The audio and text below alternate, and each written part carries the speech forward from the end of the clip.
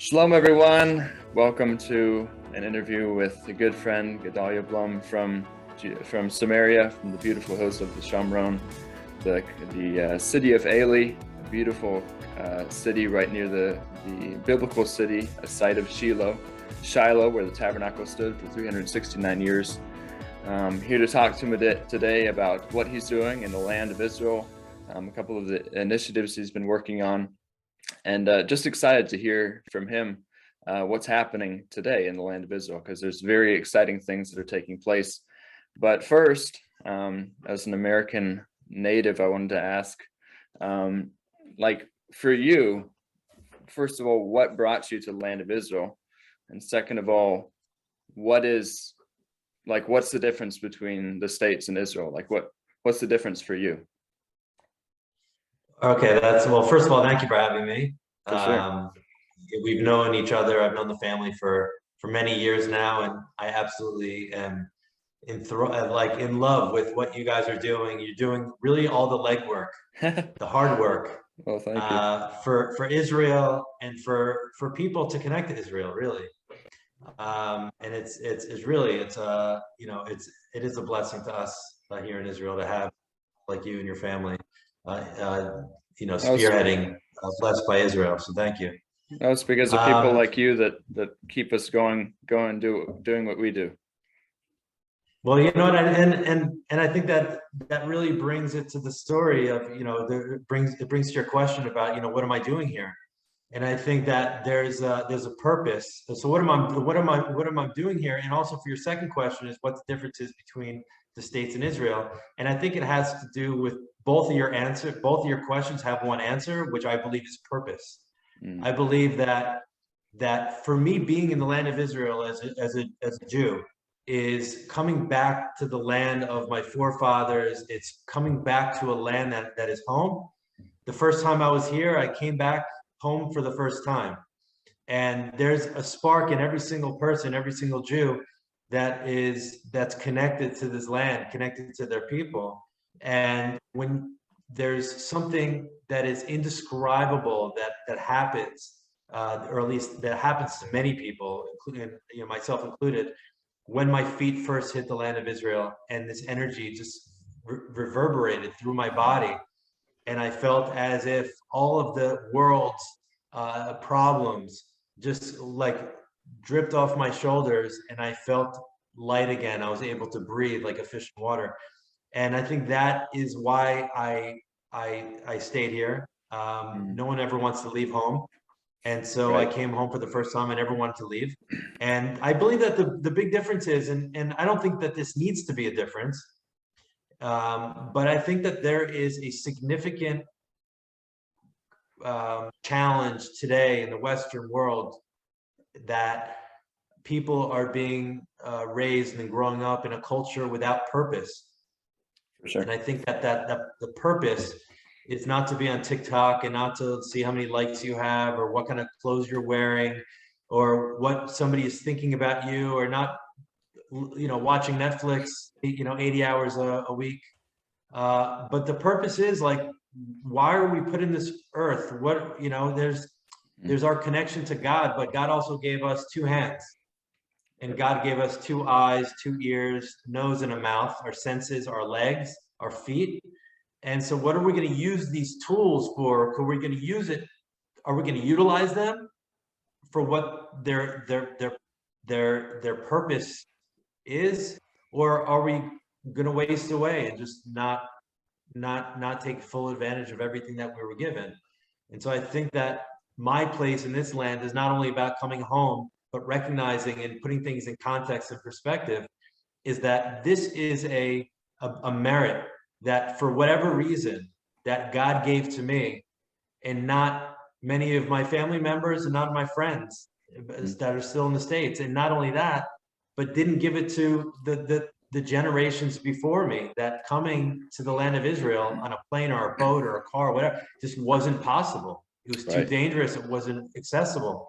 And now we're blessed to be in a time where within 15 hours of pretty much anywhere in the world, you could end up here in the land of Israel with a ticket in 15 hours. and it's really a miraculous time. And I really would like to wake everybody up and shake them by the shoulders and saying, look what we have here. Right. You need to be part of this story. Don't be part of the story because it's good for Israel. We're good without you, right? Don't be, don't connect to Israel for the Jewish people. We're good without you. Connect to Israel and the Jewish people, what we're doing for yourself.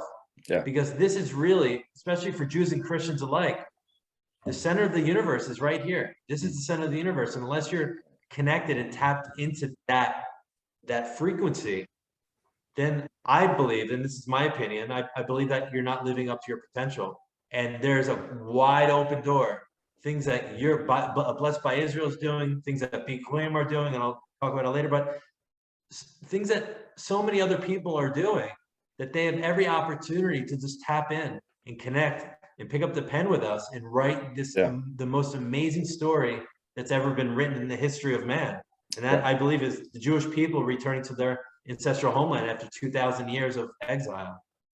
For sure. Yeah, it's a beautiful story that's being written, and it's a story that it's an invitation. It's God's invitation, right? Like the book is not finished yet. The exiles are still yet to return. There's still many more people that have to go home, and the nations have to wake up to what God is doing. Exactly what you're saying. So as you were talking about returning home, Tel Aviv is home, Haifa is home. Like, why did you want to live in the biblical heartland of Israel? And then share just a little bit about your family. Like what does it mean? As you were saying, past generations have not been able to come back to the land of Israel. For you, what is it like to actually to raise up a next generation living in the biblical heartland?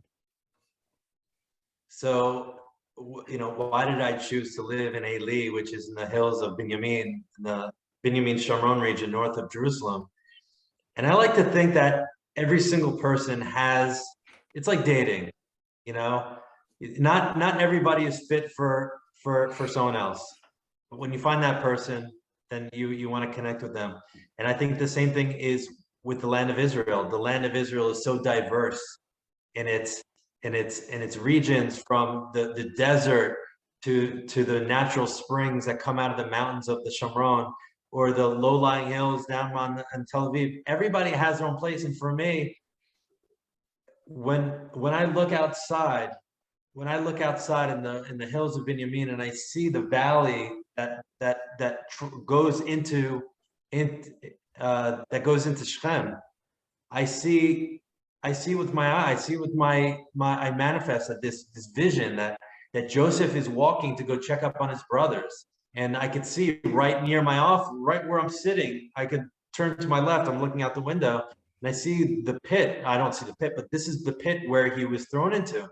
And so when I come back to the land of Israel after 2,000 years of exile, I'm coming back for the future, but I'm also coming back in order to experience the past. Because like you said, our Torah, that is a living Torah. When you're here in the land of Israel, it's not something in just a book. It's a living Torah, and it's constantly being, for me, when I experience something and I open up the next portion of the Torah, I understand it differently because of the way that I live. And so that's the Israel that I wanted to live in when I came back. And that's why I live in the Shomron. And that's why I think it's the most important part of the land of Israel today, the modern state of Israel, because without it, we don't have a heart. This is our heartland. This is when anybody says, why do the Jewish people, what's your connection to this land? No one's pointing to Tel Aviv or Haifa or Eilat. They're pointing to Beit El, Hebron, Shechem. They're pointing to Jerusalem, right. And they're pointing to all of these, Shiloh. They're pointing to all these holy cities, and that's where we were exiled from 2,000 years ago. We didn't come back to Israel to settle in Tel Aviv, although that's very important, and we have an amazing society and culture. But this is the center of the center. This is the heart of the heart, and so yeah, that's beautiful.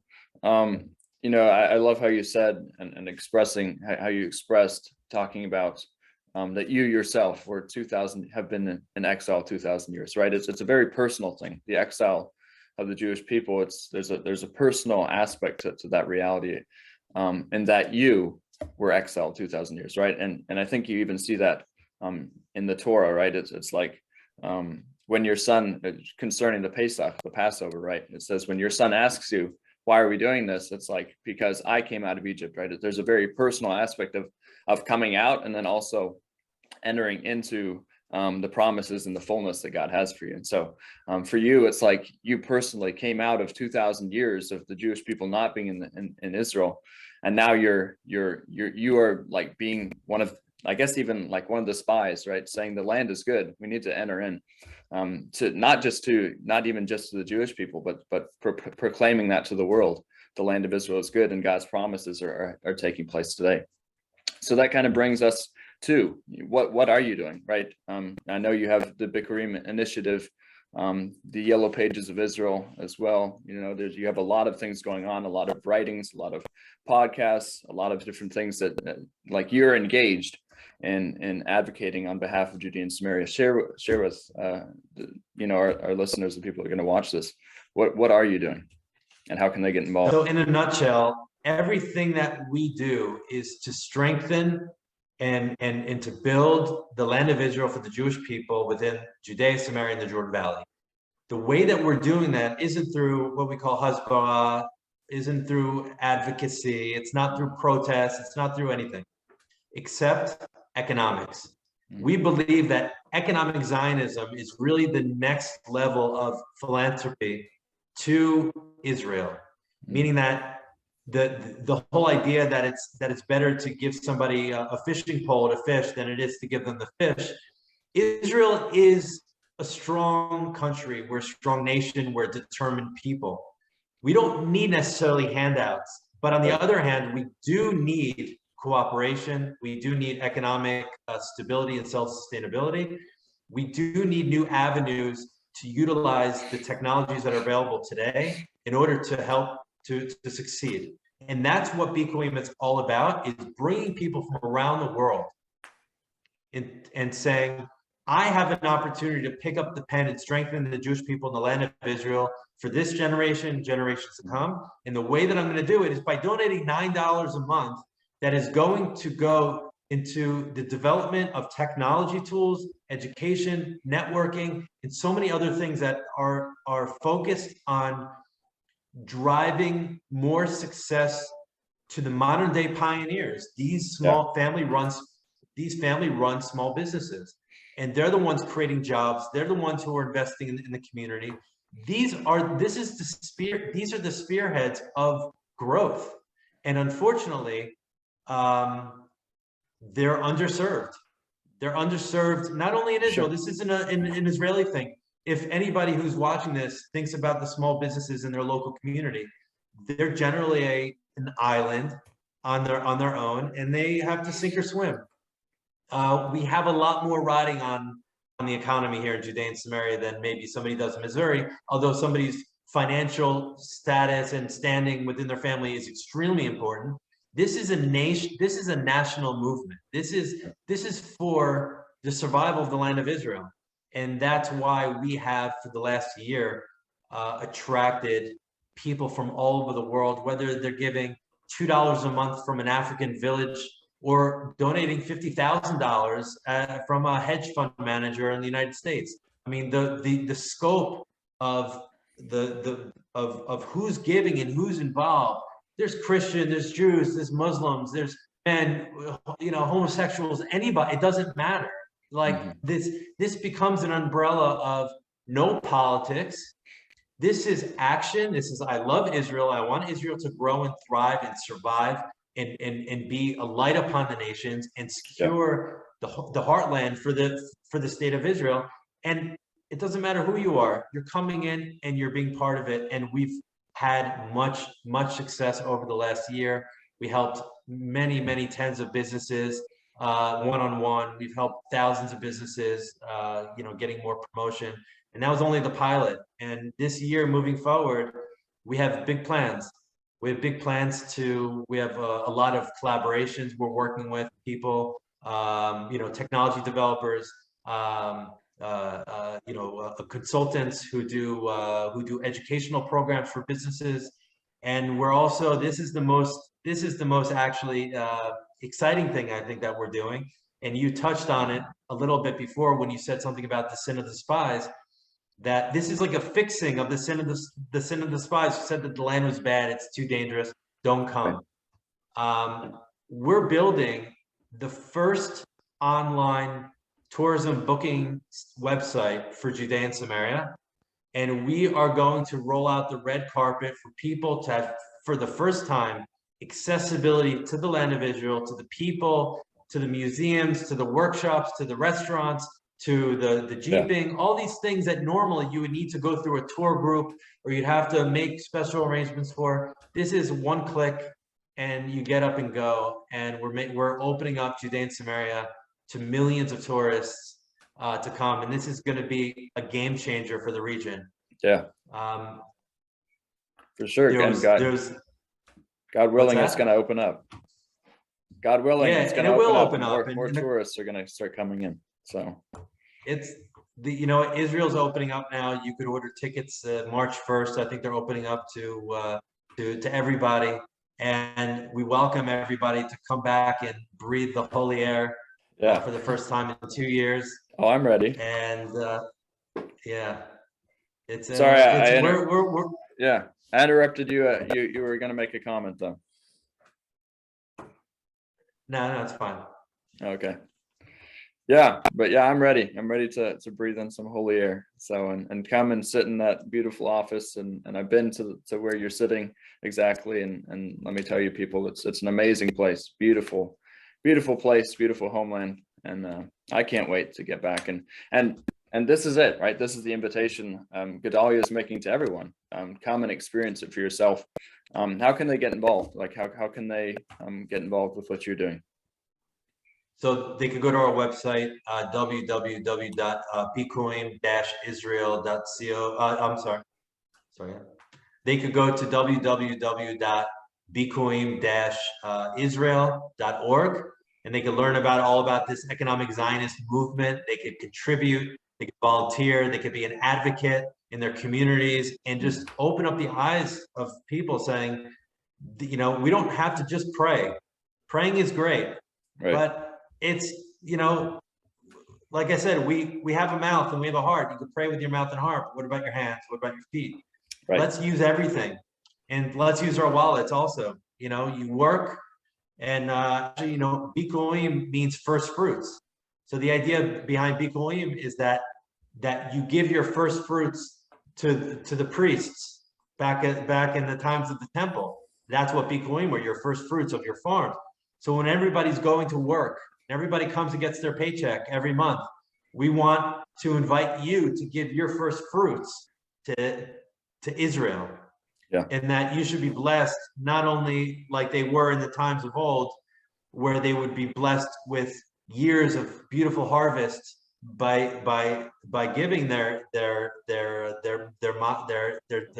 and the truma, their tithes. Right.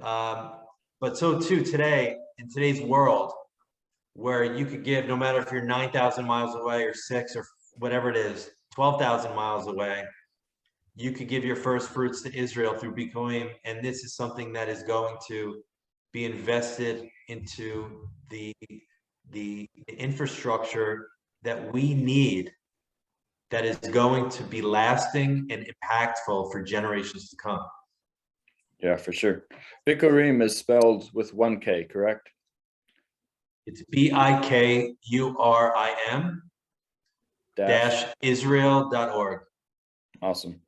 Yeah, so for those of you who want to get involved, who want to sow into the land of Israel, who want to sow into what Gedalia is doing, it's amazing work.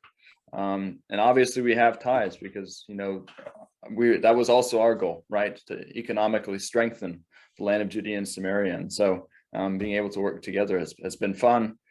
It's been a great journey, and the best years are yet to come. What is happening in the land of Israel. And so really the only investment, it's not about large or small. Really, the only investment that doesn't make an impact as the one that's not made, right? And so whether it's like you were saying, whether it's the $2 from Africa or the 50,000 from the US, both are still making a difference. The ones that are not making the difference are the ones that are not investing. And so this is our invitation: come and strengthen the land of Judea and Samaria. And so it's been a beautiful journey to walk together on this road, blessed by Israel, strengthening the Jewish farmers over in the land of Israel. Maybe you could share just a little bit, like, what do you think? What do you see with Blessed by Israel? And what is the impact that's being made through the work of EBI? So I think Blessed by Israel is something that we talked about, breathing the air, breathing the Holy Land of Israel, right? And experiencing coming here. I think Blessed by Israel really gives people the opportunity to use more of their senses to experience the land of Israel. Right. Whether it be eating the dates, or whether it be putting lotion or olive oil, whatever it is, or the earthware that comes literally from the earth. Yeah. That's something and I want people to understand. Forget about the farmers. Forget about the economic prosperity that Blessed by Israel brings. Just from a very selfish point of view, you should want to bring this into your home and to be able to close your eyes and digest the land of Israel and have that part of your body and part of your life. Right. Because when you're part of the land of Israel, when you're part of God's country, and you're reading your Torah, you're reading your Bible, and you're learning, and all of a sudden it's like you're putting this is a holistic approach to completely surround yourself with the center of the universe. Yeah. And I think that Blessed by Israel is a really amazing opportunity for people to be able to experience the land of Israel through their senses. And of course, it's much better to come to the land of Israel and to pick of course the opportunity to actually come to Israel. And so, what you guys are doing is you're really laying out the groundwork that you're doing this for the first time. No one's really done this before. And this is why I feel blessed to be able to be associated with Blessed by Israel, because it gives me motivation. If you and your family are doing so much for the land of Israel as a Christian, like, as a Jew, what should I be doing? Like, right. I should be running circles around you guys, but you're making it very difficult. You're making it very hard. Good. Well, that's the goal. We want to inspire everybody, right, to come and be a part of the work that's happening. So, and there is a good work that's happening. So that brings me to actually, it's a perfect segue into my next question, and kind of the last, but it is, what keeps you going? Like, what is your inspiration? Maybe something from the Tanakh, maybe just, something from your past. Like, what is it that you feel the inner drive and motivation to make this difference? My motivation is every day, every other day, I'll get an email or a phone call or a video call from somebody associated with Bikurim, or somebody who wants to be part of Bikurim, and they hear about Bikurim from me for the first time. And I see the way their eyes are open, and they get it. They get it, that this is the next generation. We're not looking for handouts. This isn't a soup kitchen. We're strong, but we want them to partner up with us. And so my motivation really comes from the people and the businesses who benefit. So really, what I feel like I'm not a leader of an organization. I may be the executive director, as my title is. I'm really just connecting people from around the world to people in the land of Israel, and they're both coming together. It's not like one is giving to the other. They're giving to themselves by being part of this purpose, what I discussed beforehand: resettling, rebuilding, reestablishing the land of Israel, and making the words of the prophets come alive. But the words of the prophets only lasted so long, and their story ended. They didn't write about us doing. We have every opportunity right now to pick up the pen that they were writing with and continue writing the stories of the prophets. And that's where I feel like I am, and that's what drives me every day to keep pushing and to keep being motivated and keep my level of enthusiasm up. Because everybody goes ups and downs, but when I keep getting bombarded by people who want to talk about Bikurim, who want to be involved in Bikurim, who want to help the specific business in Itamar or whatever, I am filled with enthusiasm, and that's what drives me. And it's I'm blessed. I'm blessed to be positioned in this central role where I'm seeing all these people. That's awesome. Who just love Israel, and that's the only reason why we're doing what we're doing. It's just love. That's it. Yeah, that's beautiful. Yeah, you're blessed by Israel, right? Blessed by Israel. For sure. Yeah, I was reminded of a saying. There's a saying in Christianity, and it's faith without works is dead. But I was reminded of what you were saying, because there's also this concept of prayer also without works is also dead. So we can pray all we want, but there has to be action behind that. If we don't come out, if our prayers are not strengthening us to make a difference in the world, then we need to pray harder, right? We need to be praying more, because those prayers should be leading into action. So there's a difference to be made, starting in the land of Israel. And this is a wake-up call. So last question, kind of summary it all up. If you could say one thing, or I mean, I'll open it up. You can say whatever you want, but what is your message to people out there? I mean, I know you've said a lot. I know you've kind of given the clarion call, but any last words, last thoughts that you would have for people out there? Teach your children about purpose. Make sure your kids know purpose. Don't let them be sucked into video games and TV and even sports all the time. I mean, sports are great and everything has its time and place. But when the children lose the plot, when they become addicted to their electrical devices and they lose touch with who they are, their roots, their heritage, that leads to mental illness, I believe. And we're seeing this a lot with the youth today. So if anybody with children, connect them to purpose. And I have people that tell me that Israel is one of their purposes. And they show every single month, they show their credit card slip to their kids. Look, I give to Israel be an example. Yeah. Don't be bashful that you're giving to an organization, that you're part of something. A lot of people think that, oh, when I want to give anonymously. I don't want to show. No, show people. Don't do it for your own ego. Don't do it to boast. Do it to inspire. Inspire people. When you have a purpose, show people, tell people, advertise it to people. This is my purpose. Inspire people. And I think and it starts at home, and it starts with our children. That's beautiful. Yeah, it goes to the next generation, right? The door by door. So from generation to generation, and that's the impact, the difference that we need to make in the world today. And that's the only thing we can do, right? The thing is if we want to see a difference in the world, especially the way things are going, is instill these truths, these important things that are happening in your children, and be the light. That's how you can be a light and make a difference in the world today. So thank you so much, Gedalia. It's been a privilege talking to you. Thank and you. Hearing your thoughts and everything that you've been doing and are doing.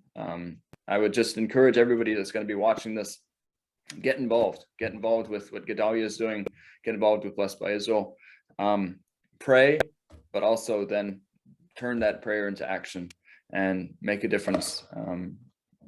Be the difference that the world needs in this time and this season. So shalom, everyone. Thank you, Gedalia, so much.